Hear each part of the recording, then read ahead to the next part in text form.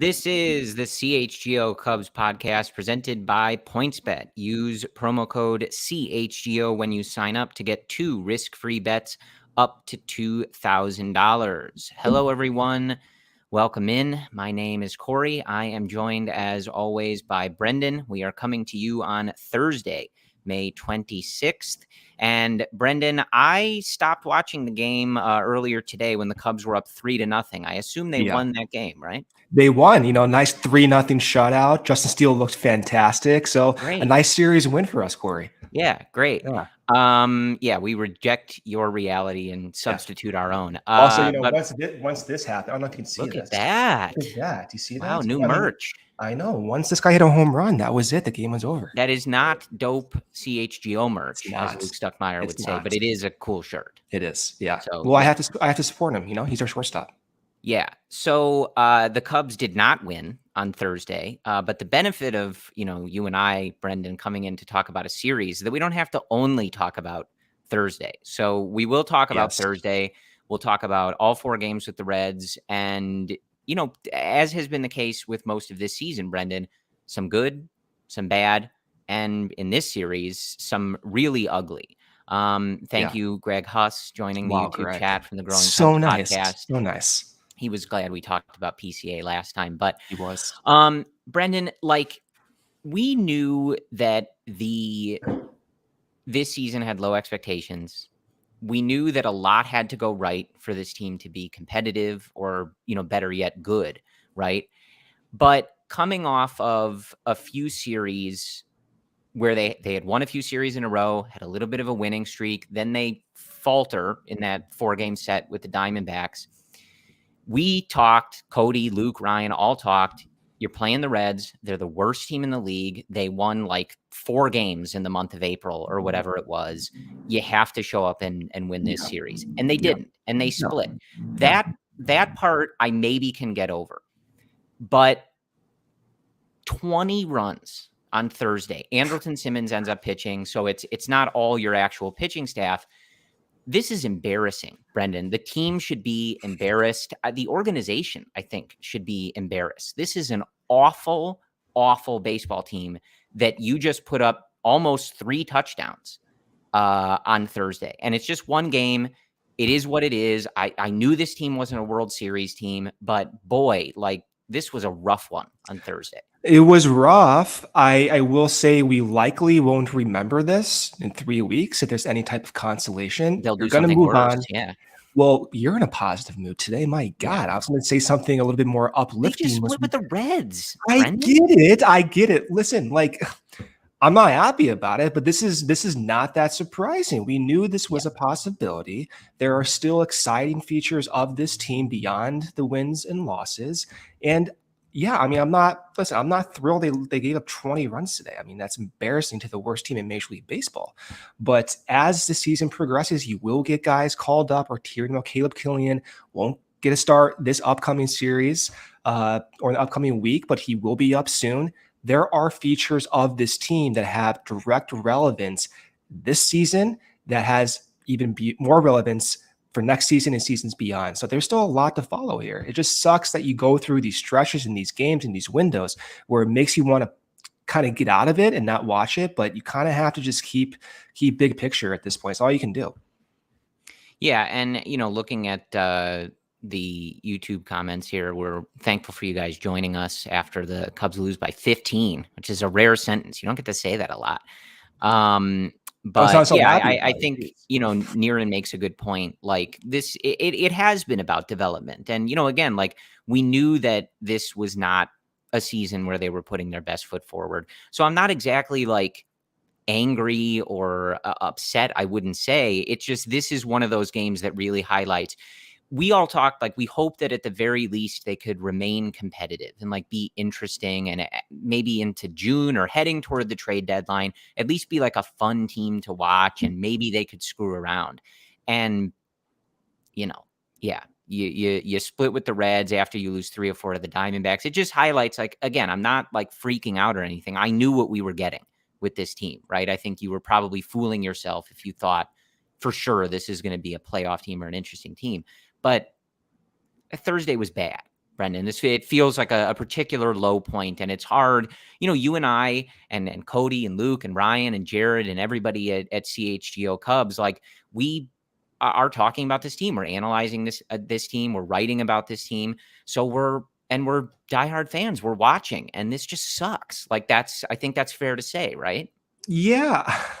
I mean, I don't know. I've been trying to not dwell so much on the current roster and their shortcomings, which are several at this point. And you have every right to be mad watching Andrelton Simmons pitch today. I mean, that's against the Cincinnati Reds. That's embarrassing. With a bum shoulder. With a bum shoulder, which kind of made no sense. But at the same time, throughout this week, you get tidbits of success stories within the organization, and not to, I'm playing devil's advocate here because we can't be so negative. I love being negative, but right now I'm not going to. Yeah, sure we can. I know. But like, you look around the system, the Cubs have the best expected ERA in the in all of minor leagues. Every single system, the best, number one. They made substantial progress from last year. You're seeing PCA continue to go off. Alcantara doing well. Cole Roederer hit a home run today. And Greg Huss is in the comments here saying, "And Casey just went yard." I mean, look at it. It's because I'm live on the air. I'm talking positively. See, I'm giving off good energy. This is how it works. So you have those aspects, and then you do get Nico Hoerner back. He did hit a home run today. Ian Happ continues to look really impressive with sustainable. Did you know he was from Cincinnati? I had no idea. Corey. Yeah, they don't say it enough. I know they should stay in. Or went to college there. When we go to Pittsburgh in a couple of weeks, they'll remind us that he's from Pittsburgh. Yeah. Well, hopefully we don't give up 20 runs at Pittsburgh, because that would be a shame. But like, Ian Happ continues to look really good. And I know Brandon Hughes gave up a home run today, but for the most part, he's looked really, really good as well. So I'm trying to at least put my mind and thinking on those aspects, because it is hard to ignore what's going on with the bulk team at this point. Yeah. I think, I just sort of start there because you can go back to for years, you and I, but certainly even, once right when CHGO launched, we talked with the rest of the crew about being upset about ownership, being upset about the direction of things. So trust me, like, we're doing that. But yeah, I think you are ultimately right. Like, this season is what it is. It was sort of always going to be something like this, unless some crazy outcomes went their way. And so, yeah, I mean, I don't feel the need to dwell on it much beyond that, but I do want to acknowledge, at least, like, Thursday was embarrassing. Splitting with this team is bad, and it's just bad, but there is a lot to focus on. And as a lot of the people in our comments are saying, like, that's where things are at. You have to focus on what matters for the future, interesting developments. And so on YouTube, BKR Sports says, if I was David Ross, I would have sent Brendan. I think David Ross had been ejected by then for the second straight game. So interesting on that front. But Brendan was a star shortstop. I don't know. How many times do I have to say this? I don't pitch. I play shortstop. I play second base. I could have played shortstop when Andrelton Simmons went out there and pitched, and I could have, looked pretty good doing it, in my opinion. Yeah. So let's get into, some of the player specific stuff, because look, this team is what it is. There was a chance maybe for things to hit that 99th percentile outcome. Doesn't appear to be happening, right? You go through a stretch like this, especially heading into now, you got to play the White Sox, the Brewers, the Cardinals. Schedule is only going to get tougher. So it is what it is. And as Luke said the other night on this podcast, like, however you want to consume this team is completely up to you. I can assure you that Brendan and I are mad and not happy about the state of this team, but the state of the team is the state of the team. So we're going to try to look forward and get us to that next great Cubs team as quickly as we possibly can. Right. And I think perhaps there's some stuff going on that helps us get there. short recap today, just to set the table. 7-4, the Cubs won on Monday. Drew Smyly, 5 2/3, 4 hits, 3 earned, 2 walks, and 5 strikeouts. He gives a couple home runs, but Brendan, he should be someone at the deadline that I think someone is interested in. He's still trying to get deeper into games, but he's been a solid piece. His ERA finally creeping over 4, but it had been pretty nice before that. So he should be at least of interest to someone, I would think. Patrick Wisdom and Ian Happ homering in this game on Tuesday, 11-4. The Cubs win. A solid start for Marcus Stroman, 5 innings, 4 hits, 2 earned, 2 walks, and 8 strikeouts. So a really nice couple starts for him coming back from the IL. And I think, generally, like, he had a couple of those blow up outings early in the year. But Brendan, I think like you're getting, I think, kind of as advertised from Marcus Stroman. Like, you want to see more as he comes back, but he's just getting back from this is his second start back from that IL stint with COVID. I think he looks pretty good. He seems to have settled down at the very least from the how things were going earlier in the season. Frank Schwindel homering twice in this game, so we'll talk about Frank a little bit. What a wild ride that has been. On Wednesday, it was a 4-3 loss. Kyle Hendricks, not good in this game. I'm going to turn it to you in a second here, Brendan, to talk about that. 4 innings, 5 hits, 4 earned, 1 walk, and 1 strikeout. And then 20-5. That's a real thing that happened on Thursday. The Cubs lost. Not a good start for Justin Steele. It was raining a lot. I didn't really feel like they should have been playing through it, but everybody's playing in the same conditions. 2 innings, 7 hits, 7 earned runs, 2 walks, and 2 strikeouts. His ERA, Brendan, balloons to 5.4. So a disastrous start for Justin Steele numbers wise. But let's start with Hendricks, I think. You've talked about him a lot. What he needed to do. You're choosing your words carefully here. I am. Well, I'm choosing my words carefully because I love Kyle Hendricks, and I don't like watching him. He deserves our respect. I get it. Yeah, and I have reverence for Kyle Hendricks. But I think what you're seeing from a lot of people, and he's talked about his inconsistencies, he's talked about the things he needs to do better. But I think the question that I have for you is there something that you see with what he's doing that he can get back to being a top of the rotation pitcher? Or is this just kind of the nature of the beast with a guy who is softer throwing, relies on weak contact, relies on pitch speed, movement, eye level, that as they get older, there's just going to be more of those inconsistent starts, and that's just kind of how it goes?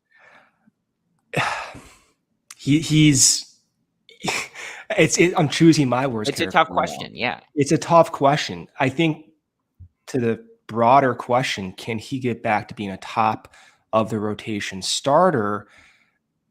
It's been a while since he's been able to look really crisp for a long period of time, and that was during the 2020 season. I will say this year, I'm like so confused by his performances. So I don't want to make claims or try to project. All I can do is try to interpret what's going on. And what's going on is that his sinker is just getting absolutely destroyed. And he's not throwing that pitch as much as he used to. And so in years past, he threw a sinker about 4 times of every 10 pitches. That was his bread and butter, as we all know. And then he uses a changeup to get his whiffs and get his outs. The changeup this year, Corey, is getting the most whiffs it's gotten since 2016. Okay, so his changeup efficiency is really good, arguably the best it's been in 6 years. So what gives? His sinker command has been awful. Everything is not everything. I'm being, hyperbolic, but a lot of his sinkers are leaking over the middle of the plate, and as a result, that pitch is the worst from a run value perspective it's ever been in his career. And when you watch these games, I don't have to tell you these stats to even make it known. Everyone sees he's just leaking those sinkers over the middle of the plate, and they're getting rocked. His 4-seam usage has gone up a ton this year. I don't know if that's because he's not comfortable with the sinker. I don't know if that's a scattering report thing. I don't know if they're actively trying to change things. But that is the biggest difference from Kyle this season from seasons past, is that sinker efficiency is awful and the 4-seam usage is way up. as a result of the sinker usage being weighed down. So you can make your own interpretations at this point. For me, I thought once the changeup efficiency returned, which it has, everything would normalize. And unfortunately, that has happened without the sinker being good. I don't know the solution to that. When talking to coaches, they seem surprised Kyle has not developed a hard breaking pitch, like a cutter or a slider. They seem very surprised he has not done that over his career. And so I'm curious if that is something he will consider as the seasons progress here. I don't have a good idea if he can return to that. I am taking solace in the fact that his changeup has looked a lot better. And I feel as if with Kyle, despite these early season struggles, he has a huge history of success and of command. And I don't know what contributes to his command escaping him, but I still operate under the idea that, his command can at least get back to where it's been as recently as last year and parts of 2020. But I understand everyone's concern, and I would be lying to tell you if I'm confident about him returning. Like at this point, you've seen enough where it's like, all right, I don't understand this. That's really the best answer I can give to you. Yeah, I mean, look, like one of the things that we talked about that, really needed to happen if this team was going to be even moderately interesting was that top of the rotation was going to need to be solid. So things went south immediately when Wade Miley was hurt. And now you've got Kyle Hendricks putting up in pretty much every major category the worst numbers of his career. Hard hit rates, ground ball rates, soft contact rates, walk rates, K rates, everything is just, I guess, unless you said the changeup. So I guess congratulations to his changeup for being the lone sort of bright spot. But really, like, when you have, if you're looking at Marcus Stroman to be your top guy, your number one guy, Kyle Hendricks, it is almost June. He'll probably have one more start before the month of June turns on the calendar. He is 2-5 with a 5.2 ERA. It's not going to cut it. You know what I mean? It just isn't going to cut it. And I talked a lot about how it obviously from a roster building perspective was a mistake to put so much of a burden on him at this point in his career. Coming off. What do you mean by that? Just like the media pressures, or just the exactly what we're seeing. Like he needs to be really good, or this team is going to struggle. Yeah, right. Because they just don't have the rotation depth. Alzolay was out. Steele, you can't count on that stuff.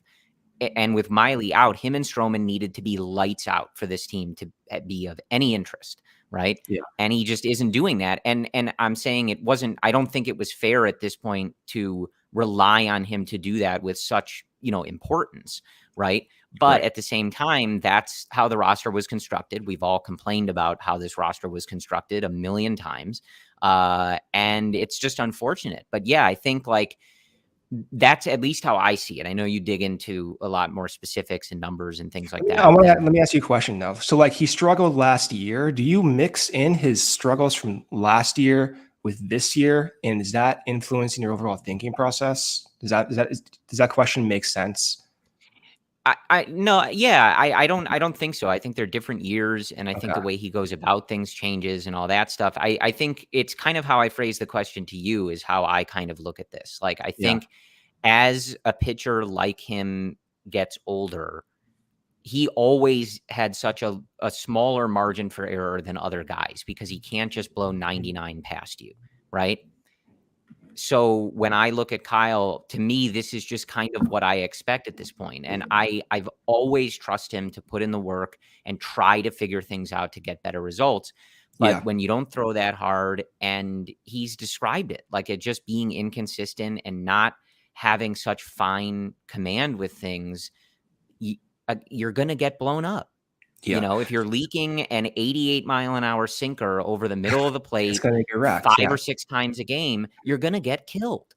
And that's just how it is. So I think that's where I am with Kyle. I expect he's going to throw some gems the rest of the year. He's going to have some games just like he did to start the season against Milwaukee, just like we've seen him do a couple other times where you're like, oh, that's vintage Kyle. He's getting tons of whiffs, bunch of weak contact, great start. But I, at this point, just kind of expect, like, yeah, he's going to have some of these pretty massive clunkers. And unfortunately, rather than years past, that rate might be higher than it usually was. Yeah. Yeah. I mean, before we do our break here, just my last thoughts on Kyle. And I pose that question to you because I see people mixing his struggles from 2021 with this season, and they use those struggles as their rationale for not thinking he's going to be good in the future. And I understand that, but the struggles last year are due to very different reasons this year. And that can be interpreted as a good thing or a bad thing. You don't want to struggle for more reasons than one. But last year, his changeup was not efficient at all. And he had the worst run value on his changeup last year, and his whiff rate was among the worst in his career. Whereas this year, it's the opposite. The changeup is among the best in his career, and the whiffs are among the best in his career. It's just now that sinker is not that effective. So, everyone who listens to this or is watching Kyle, you can make your own opinion, right? But those are the underlying reasons why he's not preventing runs. Last season was changeup not good. This season, sinker not good. And only Kyle knows. Maybe he doesn't. They're trying to search for reasons why he's not linking those two up. But that is a story, and I don't know what to think of it. Again, that's just for me. I'm confused. I'm not going to have an opinion on it. Like I have no confident opinion on it, but I think that in a way you're almost saying the same thing as me. I don't have a confident opinion in it, which is like, yeah, he's going to be really good because he makes adjustments and he figures things out. Yeah. But also some stuff just isn't working. And so some of these starts are going to be really bad, like they were in Cincinnati. I just hate watching it, dude. Like I always support the team. I want all these guys to do well. One of my favorite pitchers of all time, man. But watching Kyle struggle really sucks. And especially the frequency of home runs. And like it happened on the one that Votto hit off of him, where the second Votto hits the ball, Kyle just walks towards. You can tell in his body language that he knows that ball is out. And we're just getting too familiar with that kind of view of Kyle Hendricks. It just sucks. Yeah.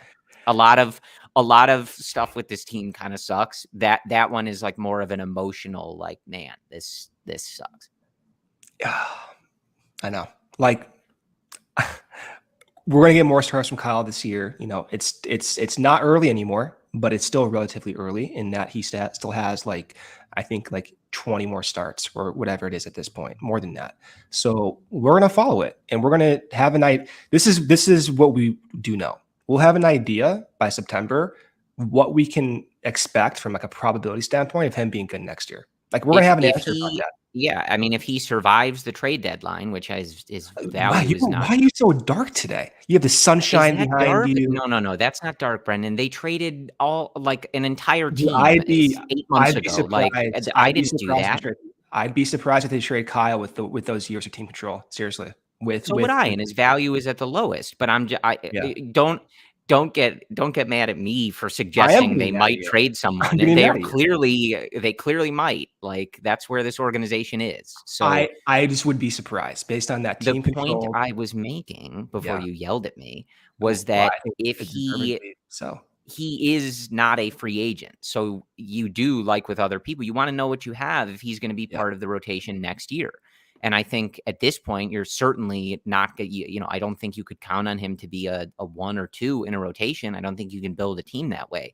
But if you can at least have him iron some of this stuff out, it is going to be important. Yeah. All right. Let's break here for our sponsors, and then we'll continue talking about this really great team that we have right now, Corey. Okay. So first break here from PointsBet. The best way to support CHGO is to download the PointsBet app and use code CHGO when you sign up. If you make a $50 or more first-time deposit, you will receive a free CHGO membership, which unlocks all of our web content, and you'll even get a free shirt of your choice from the CHGO locker. If you have any questions, email pointsbet@allchgo.com. We'll help you out. Remember that PointsBet is your home for live in-game betting. They even have a new exclusive feature, Live NBA, same-game parlay. For the first time ever, build a perfect live same-game parlay only with PointsBet. Combine your favorite bets anytime during the game. You can even boost your live same game parlays And now online sign up is available in Illinois. You can actually download the PointsBet app right now and register your account from start to finish, all from your phone. Signing up with the fastest sportsbook is now easier than ever. So you can start living your bet life in seconds. Use code CHGO to get 2 risk-free bets up to $2,000. So what are you waiting for? Once the game starts, don't just bet. Live your bet life with PointsBet. Gambling problem? Call 1-800-522-4700. Second break here from our sponsor, Athletic Greens. Our next partner has a product I use literally every day. I started taking AG1 because I wanted to kickstart my day in the morning with complete nutrition. And I'm not a big breakfast guy, so I want something that's really, nutritious, fast, kind of gets me going in the morning. Now I've been on it for a few weeks and I absolutely love it. It doesn't taste like it's super healthy. It has kind of like a mild tropical taste that I actually like in the morning. So what actually is this stuff? It's just 1 scoop of AG1, and you're absorbing 75 high-quality vitamins, minerals, whole food sourced superfoods, probiotics, and adaptogens to help you start your day right. This special blend of ingredients supports your gut health, your nervous system, your immune system, your energy, recovery, focus, and aging, all the things. I get a noticeable boost of energy, so I take it first thing in the morning, like I said, on an empty stomach. It's lifestyle friendly, whether you're keto, paleo, vegan, gluten-free, or dairy-free, you're all good with AG1. You're investing in an all-in-one nutritional insurance for less than $3 a day. It's recommended by professional athletes and has more than 7,000 5-star reviews. Right now, it's time to reclaim your health and arm your immune system with convenient daily nutrition. It's just 1 scoop in a cup of water every day. That's it. No need for a million different pills and supplements to look out for your health. To make it easy, Athletic Greens is going to give you a free 1-year supply of immune-supporting vitamin D and 5 free travel packs with your first purchase. All you have to do is visit athleticgreens.com/CHGO Cubs. Again, that's athleticgreens.com/CHGO Cubs. Take ownership over your health and pick up the ultimate daily nutritional insurance.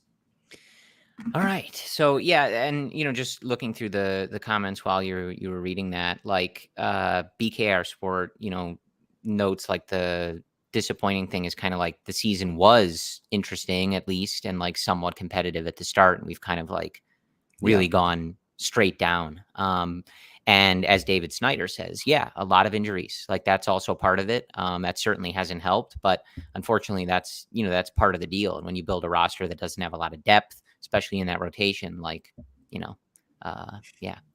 that's how things go. But anything on Justin Steele, Brendan? I mean, this that was disappointing. It was. I mean, like I'm not going to like sit here and blame the rain, but it wasn't good conditions to pitch in. But it was disappointing just because he was on that run. Of course, pitching in the last 2 starts against the Diamondbacks, struck them out 19 times in I think 11 innings over 2 starts, and then here just a mess. And what's unfortunate is now his like season line just doesn't look good, and I don't know that that's really reflective of the overall body of work that he's given us. Like his ERA is in the mid 5s now, which I don't think is how he's pitched quality wise. I mean, a 2-inning game where you give up all these runs will do that. But anything in particular in this game that is concerning, or is this what did Joe Madden used to say? Throw this one in the garbage and move on, right? Yeah. So I was watching, pretty closely pitch by pitch. His command did escape him in that 3rd inning when he eventually got taken out.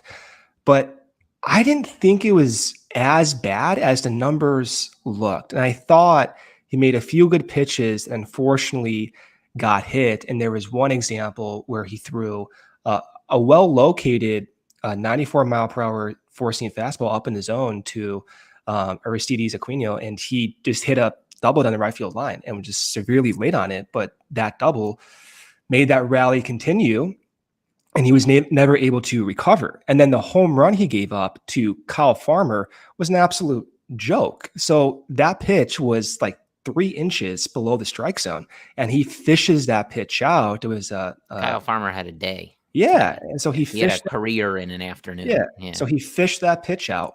And unfortunately, Justin got dinged for it. So if you just look at his, like, illustrator where he threw his pitches, I thought the majority of pitches were commanded really well. And I thought it actually was a step in the right direction based on what we saw. It's just the Reds, for some reason, were on today. And I don't know what was going on, but they did not miss any pitches. And they were even hitting Justin's pitches outside the strike zone and pitches on the corner. And then when Justin did miss there in the third inning, he got zero help whatsoever. And it was a perfect storm, so to speak. But he didn't go to a sinker. He was a 2-pitch guy today. And with him, we talked about it. That's going to happen sometimes when you don't have a diverse repertoire. If you're not sharp on one pitch, your margin for error is significantly lower if you were to have more pitch types. And as he went through the order multiple times, that's exactly what happened. He got no help as a result. So I still want to see Justin use that sinker slider combination. I don't know why the last 2 starts he just completely scrapped the pitch again. He's only threw it a handful of times combined in the last 2 starts. Whereas in the previous couple starts, he was throwing it once every 4 pitches. So that's a disappointing aspect for me, but I don't think the runs given up were truly reflective on a poor performance. But I'm not saying it was a good performance, but I don't think he deserved that bad.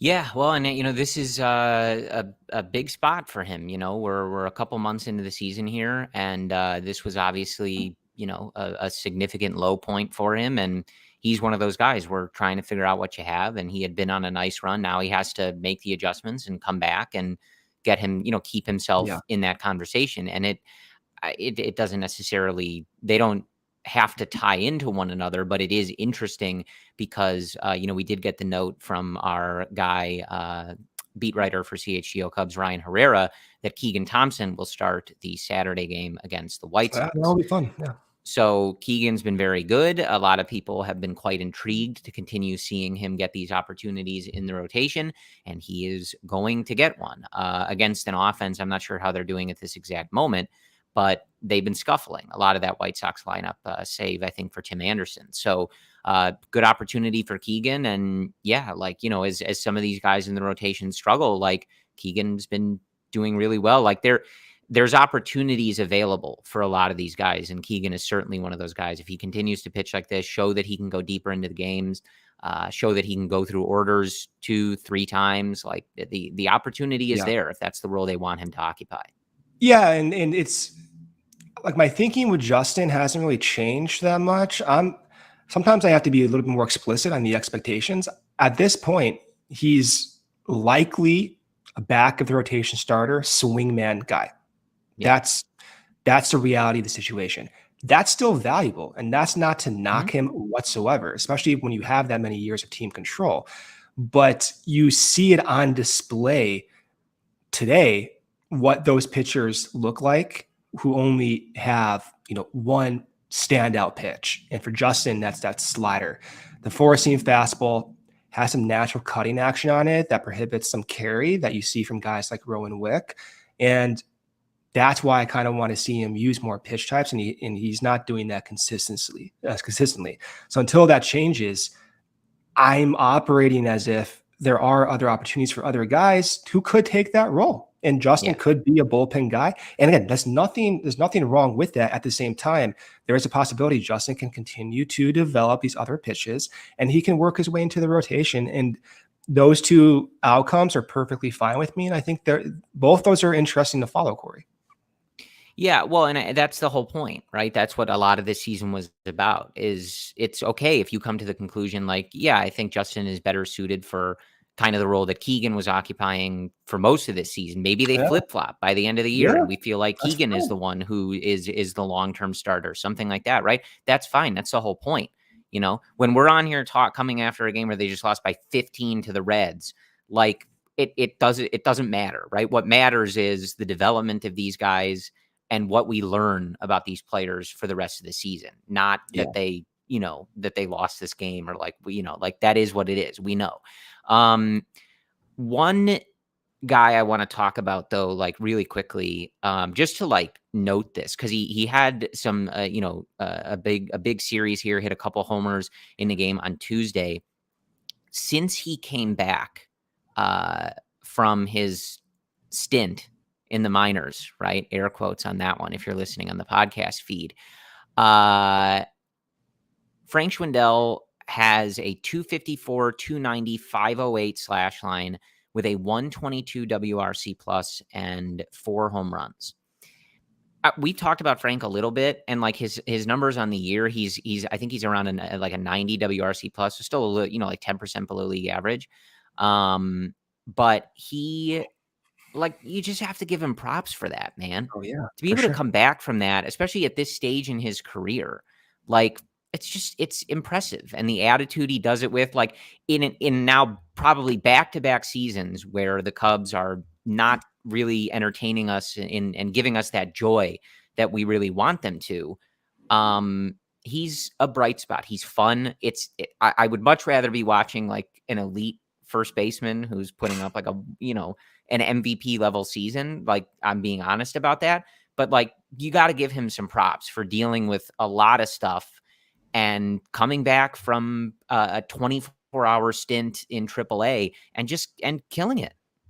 Yeah, man. And I was really intrigued by his relationship with Christopher Morell. I don't know if you were catching that, but they had their own like little handshake going on. You got Christopher Morell doing like the finger pointing stuff, which was pretty funny. So it represents what the people and the players, and I'm sure the staff and the clubhouse think about Frank. And there is value to that. It does allow, the exchange of ideas. Maybe people pick up on different things from each other when they communicate more and they can grow their own games. So I do value that aspect of Frank. He still has a lot to go. It's great that he came back from that like less than 24-hour demotion. I just want to give him props for that. He deserves all the props. And with a lot of dark spots in the season, you're right. You do have to embrace the fun parts and the bright spots. Let's stay on that and on a guy that you mentioned before we hit our next break in a few minutes here. Let's talk about Christopher Morell, because we talked about him when he hit that home run in his first at bat. We talked about that because that was a fun moment. It was electric. The calls were great. Everything about it was great. Wilson's reaction. It's still a very small sample that we've seen from him, but after today's game, he's only at 37 plate appearances, still very small. But this guy's 22 years old, Brendan, and I just figured we could at least, now we've seen him a little bit, right? He's playing several different positions, but the one thing that stands out, and I was talking with, I feel like I mentioned a friend of the podcast, Matt Clapp, at the Blog Finds on this pretty much every time we're on here. He's great. You should be following him. Yeah. He was a guy who did not walk early in his minor league career. Yep. And the plate appearances that he has put together at the major league level, right? He's got about a 11% walk rate in those 37 plate appearances so far on the season. But this was a guy who, when he was coming up, a lot of people talked about him with somewhat of a Javi type profile, right? Big power, going to strike out a lot, not going to walk, right? And he's made some adjustments on that, but watching him in this series against the Reds, he had like a 7-pitch at bat, a 9-pitch at bat. The first home run he hit was on a 3-2 count. Like, this is a 22-year-old who has clearly made some really impressive adjustments to his game. And what stands out to me, right, it's a small sample, but one thing that you can kind of gauge right away when you start watching these games, he feels and looks like he belongs here at this level. And this moment, this competition is not too big for him. He's not overwhelmed by it. He's obviously going to go through struggles. He'll have to make adjustments, etc., just like everybody else. But he came up here and he just has that attitude of like, I'm going to do everything in my power. I'm not going back down. I belong on this team. I'm going to prove it. Yeah. And I'm going to make it very hard for you to send me down just because I have options, right? He's doing exactly that. And the plate discipline is the most surprising aspect of his success so far, because you talk with other people who follow the team closely and the prospects closely, and I feel as if I was not expecting this degree of plate discipline. His chase rate is under 20%. It's in, the teens. That is absurd, Corey, for a 22-year-old who was described at times as being this quick twitch guy like Javi Baez, but he's anything but that at this point from a plate discipline perspective. And so you see it. He worked a 9-pitch at bat in Wednesday's game. He is putting up quality at bats, fouling off pitches, and he's looking like a veteran, honestly. And he's doing this with the ability to play center field, which he did today, made a nice catch before he was moved off the position, playing shortstop, making really nice defensive plays at shortstop from the grass, showcasing that arm. And there were a few relay plays, although they ultimately weren't for outs, but you can see he has zero problems with inhibition. What I mean by that is he'll just let off a rocket throw. Yeah. And you can tell, and like, you can kind of tell when some players are a little bit apprehensive about doing certain things. Javi Baez is the complete opposite of that. He has zero inhibition whatsoever, a natural baseball instinct. Morell has that. And some players don't have that. And like when I played, I was a complete mental mess. You can tell, don't do that. But I didn't want to bring myself up, but it was true. You have this inhibition that you don't want to mess up. And Morell does not have that. And he's doing all of this with great discipline. Maybe you want to see a little bit more contact, but he is that kind of power profile. I'm beyond impressed, Corey. And I don't see how you can send him down at this point because, if anything, of that positional diversity too. Well, and just he's another one of these guys. Like you gotta see what you have. Like he's very young, so like however they feel is best for his development. But like he's playing well.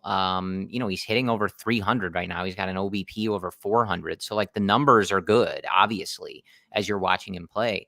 And he, I think, falls in line with like just see what you have. Like you don't have to feel like, oh yeah, we found our starting third baseman or anything like that. Like as long as you feel like, hey, this guy can be a utility man, he can play a bunch of different positions. He's got speed. He's got an arm. He plays good defense. He's got obvious, like huge power when he connects on some of those. So see what you have. And if he's a guy that you can sort of check off, like, yeah, like if even if it's he's a 300, 400 plate appearance guy next year playing 3-4 different positions. Great.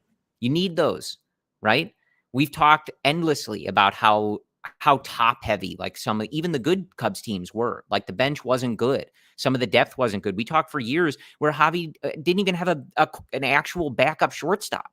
Right? Like, so these guys are important. Like nobody's trying to sell you that like everything going on is going to be the most important thing in the world for 2023 and beyond. But Christopher Morell can be a player, and you want to find out to what degree. And like, yeah, I get the options thing. You want him to do what's best for his development at 22 years old. But at this point, like I want to watch him and Nico up the middle. I don't want to watch Anderson Simmons, right? I don't want to watch Jonathan VR. Give me Christopher Morell. That's what we all want, right? If we're going to suffer through them losing by 15 runs, let me watch Christopher Morell at least, right? I'm right there with you. And fair, before I go off on our second break here, you put this idea in my head. There's a lot of negatives right now, right? And I focus more so on that than I admit. But you look at Ian Happ, you look at Morell, you look at Nico, you look at Wisdom, you look at Seiya, you look at even Rivas. The numbers aren't there, but the underlying play discipline suggests it could get there. Those are the valuable pieces, man. They're not going to be maybe like your staples. And you may have to go out there and likely get, some superstar free agents to supplement that team. I think you can strike the likely from that. Yeah. So, but these are valuable pieces. And again, I'll read this ad here, but I do think the idea of where do you play Morell once Nick Madrigal comes back? Because you got to play Nick as well. And some fans are very frustrated by his lack of success at this point, but you have to play Madrigal. And that means then where do you play Morell? All right. So Break here from PointsBet. If you enjoy CHGO, one way to help us continue to grow is to download the PointsBet app and use code CHGO when you sign up. Not only are you going to get 2 risk-free bets up to $2,000, but if you make a $50 or more first-time deposit, you'll receive a free CHGO membership, which unlocks all of our web content. And you'll even get a free shirt of your choice from CHGO Locker. If you have any questions, email pointsbet@allchgo.com and we'll help you out. And in case you missed it, online sign-up is available in Illinois. You can actually download the PointsBet app right now and register your account from start to finish from your phone. You'll be signing up with the fastest sportsbook that's easier than ever, so you can start living your bet life in seconds. So what are you waiting for? Once the game starts, don't just bet, live your bet life with PointsBet. Gambling problem? Call 1-800-522-4700.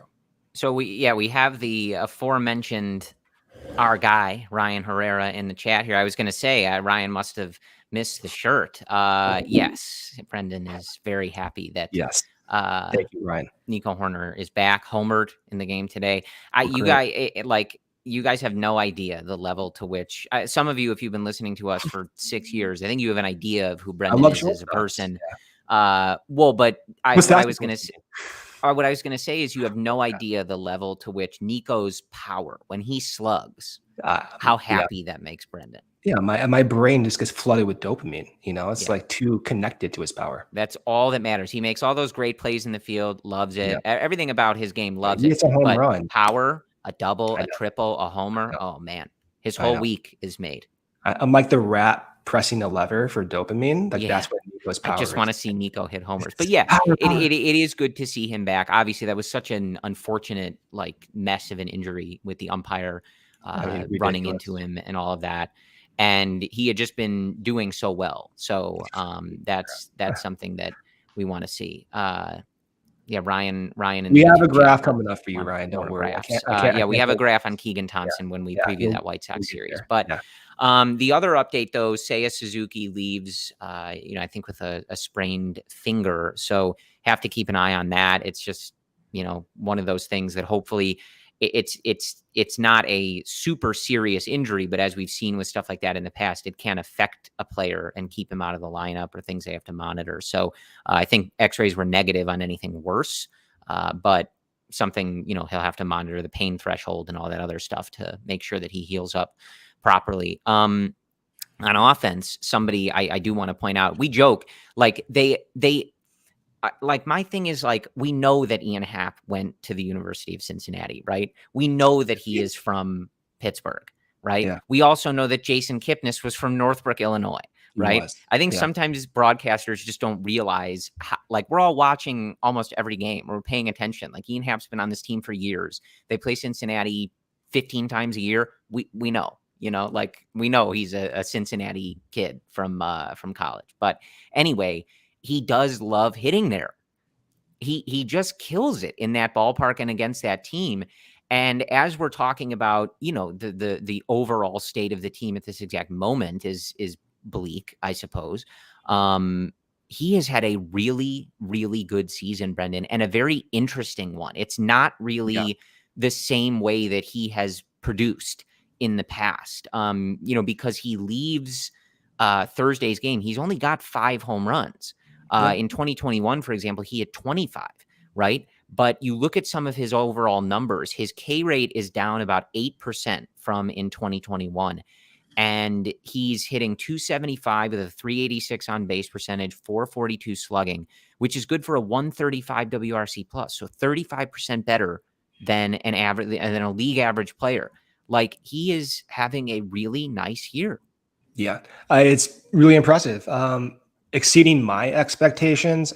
I've been down on Ian Happ because the consistency has not been there. He's gone through these really elongated valleys of adjustment periods that I grew impatient watching. Mm-hmm. This season, I think you have to take notice of what he's doing because the sample size is pretty large at this point. His contact rate, to your point about the strikeouts, his contact rate is league average, slightly better than league average, around 77%, which is about 8 percentage points higher than his career rate.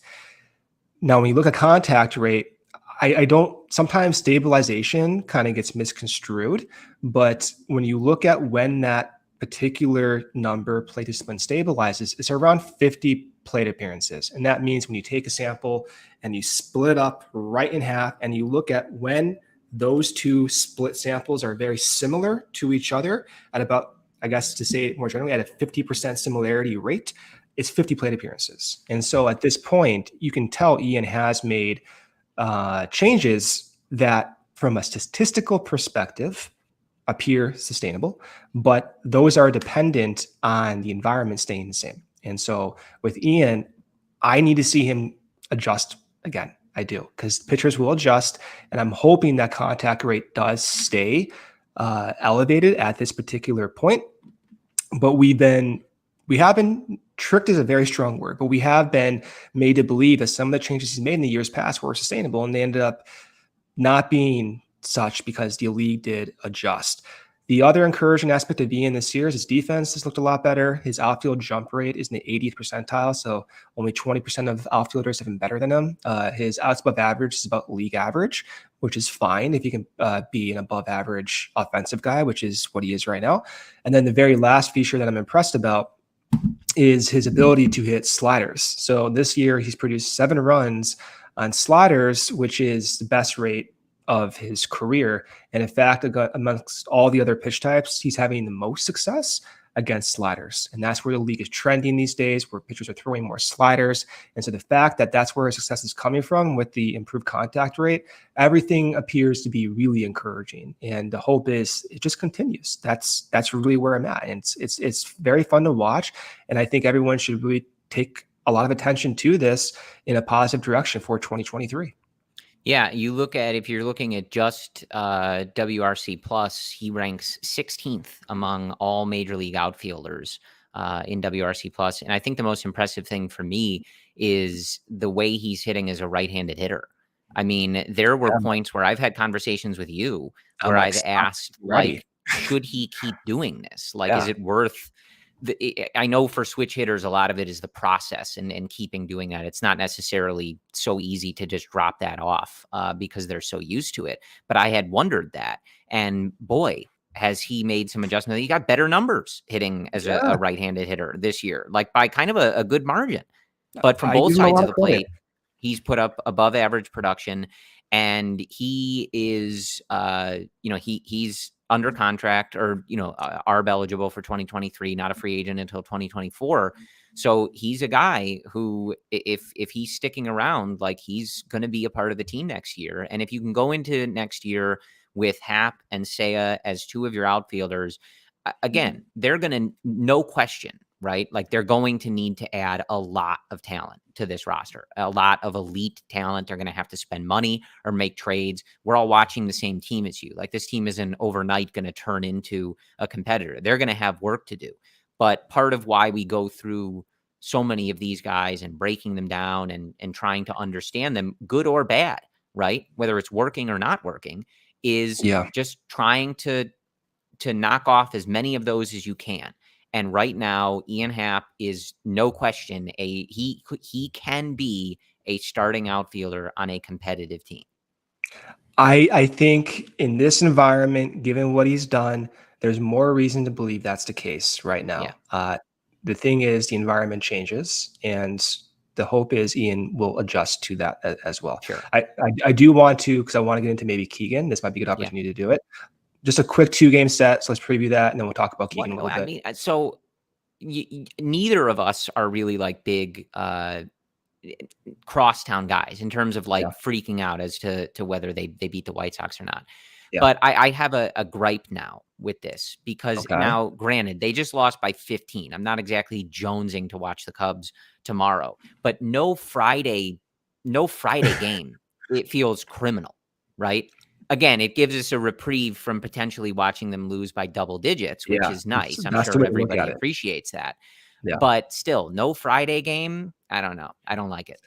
I mean, I don't like it either. I mean, I'll sit there and watch another 20-5 loss if that's what it takes. Like I like seeing baseball. Weird. I don't know why they do that. But quick 2-game set starts on Saturday. Keegan Thompson was announced as starter for that game. He'll be facing Johnny Cueto for the White Sox, who is he's making his first start, I believe, as a White Sox. So that will be interesting from their end. It's second start. Second start now. Okay. He has no decision, no ERA. Maybe so even his third, but it's not his first. It's going to be his third start, guys. Third Third start. start. Thank you, Steve. Okay. Hasn't given up a run yet either. Big White Sox guy over here, you can tell. And then we know nothing about the White Sox. What I know about the White Sox is when I talk to Herb Lawrence and Sean Anderson from the CHGO White Sox podcast, and that's what I pick up. So apologies to Johnny Cueto, but I'll also use that as an opportunity to remind everyone that he gave up the lone run in Game 1 of the 2016 NLDS to Javi Baez on a home run. The Cubs won that. They went on to win the World Series. See how quickly we can do that? See, Brendan's got the flag. I got this. Yeah, we're good. We live in the past, you know. I always live in the past. That's how I wake up in the morning. All right, Sunday. Speaking of the past, we have Dylan Cease pitching for the. Oh, great! Oh, I didn't know that. Pitching for the White Sox. At least as I'm looking at this, the Cubs have not announced a Sunday starter. So just stay tuned on that on your Friday off day. That'll be great. And that's it. This is a quick 2-game set. Cease had been really good. He got knocked around in that kind. I mean, they're very different pitchers. I'm not comparing the two. I am only saying that Cease's numbers were a lot better before his most recent outing against the Red Sox. He experienced something like Justin Steele just went through, where his ERA like immediately looks completely different. His ERA before that was a lot better than Justin's, but it's still 3.3. He's got a 4-1 record, so he's still having a pretty good year. For me, I mean, I think this 2 quick game set is just focused on Keegan. You know, I always dial in on that pitching. Keegan, look out for that changeup. So there is a graph here, perfect. So the reason I'm owning in on Keegan's changeup is because in his last start, he threw that pitch way more and at a rate that was his highest 1-game usage of his career. So the graph, if you're listening to this on the podcast feed, go to YouTube, go to All CHGO, you'll find this there, and you'll see this graph at this particular 56-minute marker. What you're looking at is the difference in vertical break between Keegan's cutter and his changeup, which is highlighted here in red, versus the major league average, which is highlighted here in gray. These are distribution graphs. And what you're noticing is that Keegan's red graph is closer to 0 versus the major league average. This means that Keegan's changeup depth is almost a mirror of his cutter and at a rate that is better than league average.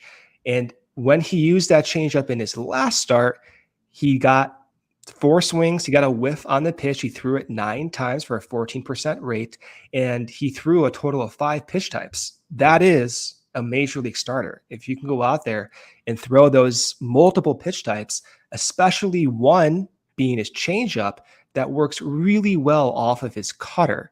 So as I'm watching this game against the White Sox, I'm thinking to myself, and I'll be really dialing in, is he throwing that changeup again?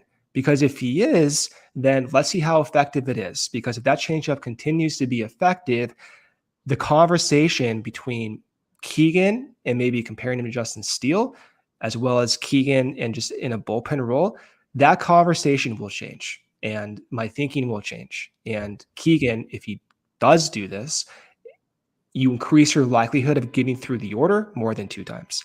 As a result, the probability that he can be successful as a starter appears greater than Justin Steele. And if that happens, then I would like to see Keegan start more, and I would like Justin Steele to go to the bullpen more. That's just how it works based on the likelihood of outcomes there. So when you watch this game, look at that changeup. 1, how many times is he throwing it?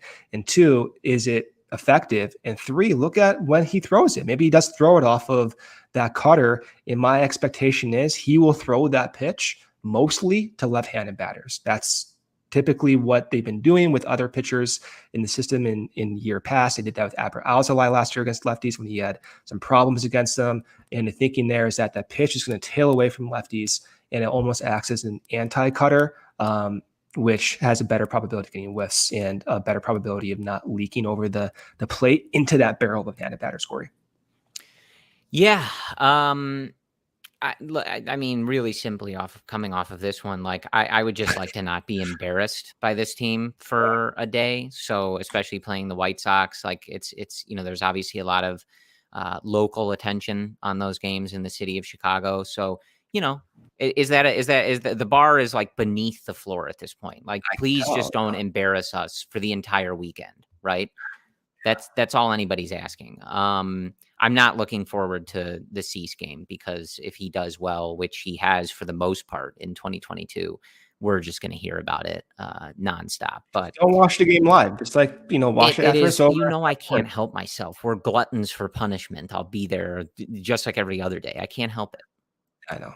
We have problems. This is part of our problem. So Brendan and I will be back with you early Monday afternoon. We'll have an episode for you breaking down those two games. Over the weekend, though, pregame and postgame for both games with the Crosstown crew. So Cody and Luke for the Cubs, I believe Herb and Sean for the White Sox, and then Vinny should be there at the games covering for the White Sox, and Ryan Herrera covering for the Cubs. So don't miss, again, pre and post for both of those games on Saturday and Sunday with the larger Crosstown crew. Brendan and I back with you early Monday in the morning. I think around 11 or so, we'll have our recap episode for you. And of course, in addition to watching all of the content this weekend for the Crosstown series, we appreciate all your support for everything going on at CHGO podcasts and live shows, every team, every game, and post-game shows, and of course, all the premium written content like Brendan's piece about Keegan Thompson's changeup, all of the great work from Ryan and Jared and the rest of our team at allchgo.com. When you sign up to become a member, you get a free shirt and access to the members-only Discord. Thank you for your support. Thank you to everybody in the YouTube chat today. And if you're listening on Friday morning on the podcast feeds, we appreciate your support for the CHGO Cubs podcast. We will talk to you on Monday morning. And as always, go Cubs.